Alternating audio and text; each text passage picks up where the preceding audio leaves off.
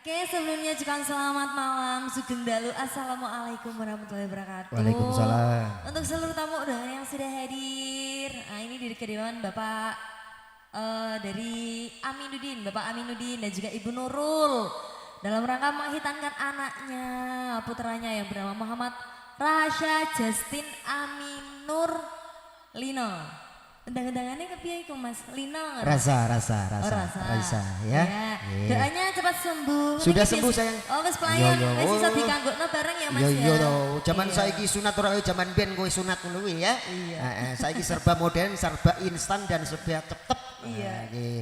Ya kaya anak-anak ya cepet saiki yo. Oh. Bojo ya barang cepet. Oh, ngono. Tak kita bojo neh, tak kita bojo neh wis biasa ya. Iya. Nah, itulah liku-liku dunia. Oke? Oke. Sudah doanya. Dulur-dulur Yo itu didoakan Mas. toh yo. Heeh, semoga senantiasa menjadi anak yang Amin. berbakti kepada kedua orang tua, berguna bagi nusa bangsa serta Amin. agamanya. Amin. Serta menjadi anak yang berjodoh di akhirat. Amin amin ya robbal alamin. Oke. Terima Terima kasih. kasih sayang ya. Suatu persembahan season pertama nuansa tebang-tebang tembang-tembang campur sari sudah kita piankan, sudah kita penuhi spesial buat panjenengan. Ngaturaken sugeng lalanggan sedoke mawon pangemban dodo satria negari ingkang dalu punika wonten sasana parenggahan. Ngaturaken sugeng dalu sedoke mawon pilih wonten panyuwunan tembang-tembang campur sari setunggal itu kula aturaken dumateng panjenengan. Tesih nuansa tembang campur sari badhe kula aturaken inggih punika setunggalipun lelagon tembang campur sari wonten lilo kagem sepuh pini sepuh ajene sepuh dalu punika wonten ing sasana parenggahan. Bilih mangke wonten badhe nyekar badhe kula aturaken jumeneng wonten ing sasana parenggahan. Monggo dipun aturaken Lilo Lorencia. Mantap.